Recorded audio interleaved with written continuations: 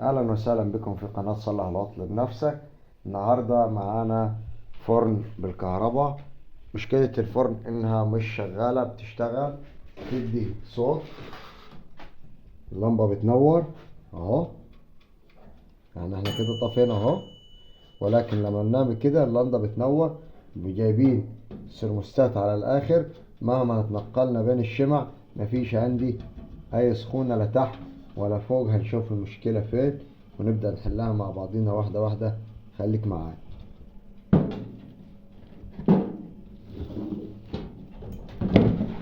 اول حاجة نشيلها من التيار الكهربائي.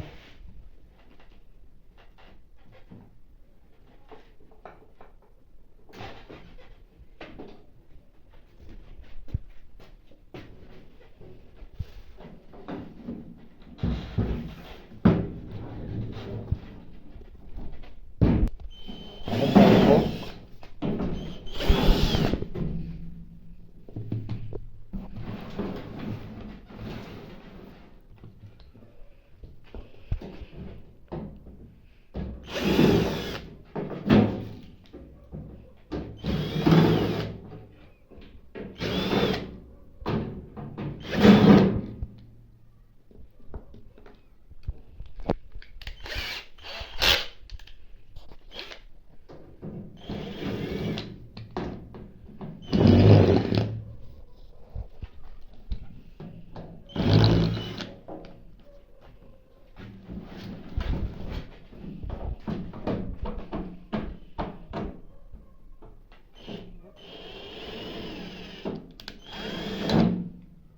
مش هنكمل فك لان احنا اكتشفنا العيب اللي موجود في الفرن. خليك معايا.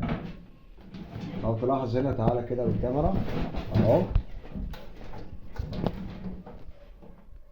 شايف مشكلة هنا اهو. احيانا بيبقى العطل بسيط. لحظة اجرب لك الدنيا.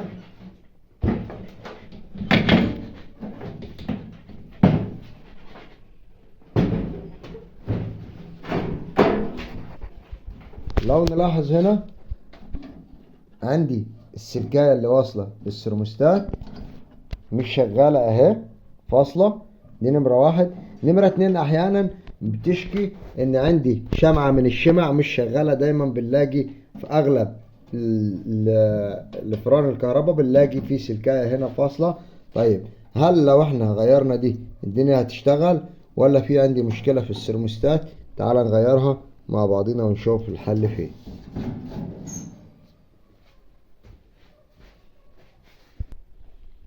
هنبدأ مع بعضنا. أول حاجة هنطير الترميلة دي كده اهو بالشكل ده. هنبدأ نقشر جزء بسيط منها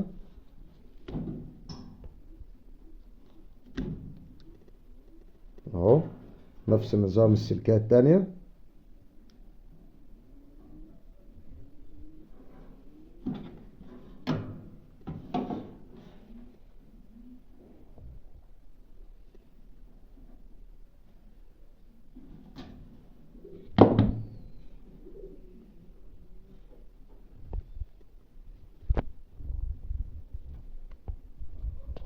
مش دايما العطل بيبقى حاجة صعبة، ولكن العطل احيانا بيبقى تافه جدا. ورسالة الكل فني، سواء فني ذو خبرة او فني مبتدئ، حاجة زي كده بلاش، يعني مراعاة لضمير المهنة، بلاش الاسعار اللي المبالغ فيها. يعني خد اللي يرضيك ويرضي ربنا قبلك.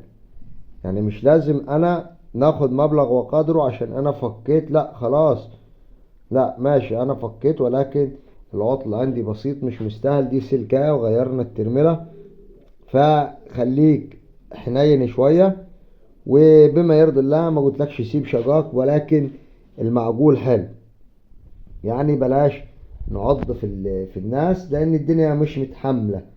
فاحنا خد شجاك اللي يرضي ربنا، ما تزودش اكتر من كده. هتلاقي ربنا رضاك حتى لو البشر مش مرضي، ولكن عند الله سبحانه وتعالى انت هتتراضى وهتاخد أجر كبير. هنبدأ هنشغل اهو، هنوصل الترميلة هنا بالسرموستات اهي، ادي فرض الترموستات اهي، هنوصل الترميلة بالسرموستات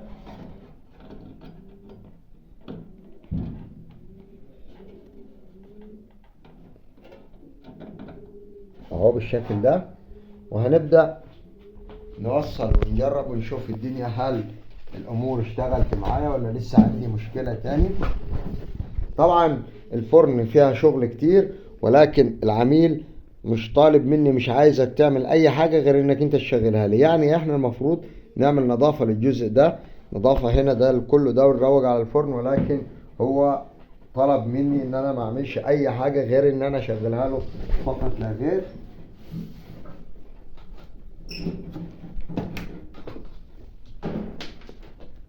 هنبدأ نجرب اول حاجة معايا على لمبة السيريا ونشوف هل الامور هتشتغل معايا ولا لا. لما كنا احنا بنشغل في الاول كنا بنعمل كده، بتنور معايا اللنده اللي جوه، ولكن لما نتنقل بين الشمع ما كانتش لمبة السيريا بتنور معايا بالشكل ده. يعني انا بعمل كده تمام، هو هنا معايا على الاوف اهو. هنبدأ ندي شمعة كده هتلاقيها اشتغلت معايا، الشمعة التانية شغالة، كله تمام معايا مية مية. مادام بتدي الوميض العالي لمبة السيريا بالشكل ده يبقى كده الامور ظبطت معايا. طيب كده المفروض هنجرب تجربة على 220 ونشوف هل الوضع شغال معايا ولا عندي مشكلة. خليك معايا واحدة واحدة. طبعا احنا هنعمل كده، هنعلي درجة حرارة السيرموستات وهنشغل وهنشوف هل عندي في سخونة في الشمع ولا مفيش. الدنيا هتظهر معايا واحدة واحدة.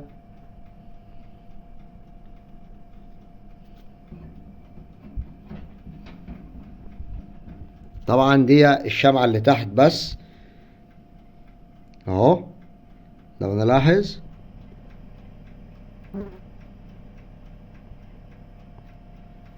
وطبعا لسه ما خدتش الحد بتاع السخونة بتاعها اهو.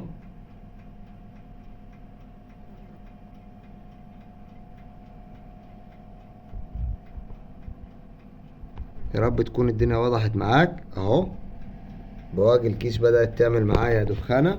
طيب هل الشمعة التانية شغالة معايا ولا لا؟ هنشوف الدنيا مع بعضينا اهو. طبعا سخنت اهو، برضو نفس النظام اهو. كده الفرن بتاعتي اشتغلت مفيهاش اي مشاكل، وزي ما قلنا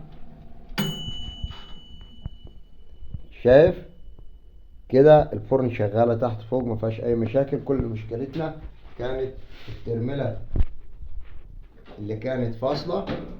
طبعا في عندي هنا سوستة الباب مقطومة، دي ليها علاج، ولكن العميل مش طالب مني اكتر من ان انا اشغلها له. كل ده المفروض ينضف معايا هنا اللي في الباب واللي في الفرن جوه، لان ده هيعمل صدى وهيعمل تآكل. هحاول اشرح لك الموضوع ده على فيديو تاني ان شاء الله، ولكن دلوقتي احنا هنقفل زي ما فكينا زي ما اتعودنا مع بعضينا. زي ما بنفك بنرجع نركب.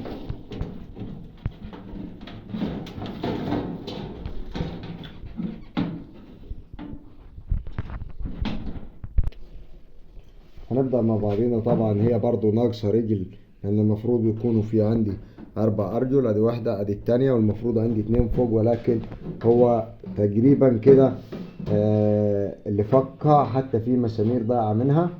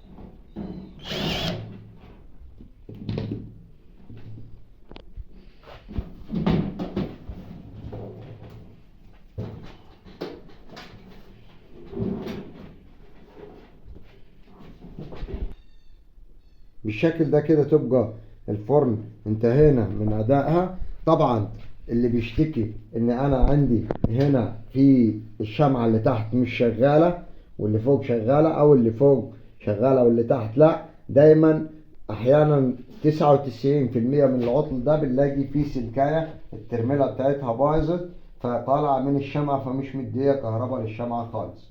وطبعا المفروض كله ده هو ينضف. احنا بدأنا ننظف الكلام ده، ولكن اهو بدأنا ننظف الكلام ده اهو، حبينا نرجع الفرن كويسة جديدة، ولكن العميل طلب مني ان هي تفضل على وضعها كده ما اشتغلش فيها على وضعها زي ما هي، قال لي انا هاخد بيها شهر وبعد كده خلاص هستبدلها. وكده احنا نبقى وصلنا لنهاية حلقتنا النهارده. لو عجبك الفيديو ما تبخلش علينا باللايك، ولو اول مرة تشوفنا او لسه ما اشتركتش في القناة اشترك في القناة وفعل زر الجرس عشان توصلك كل فيديوهاتنا. سلام.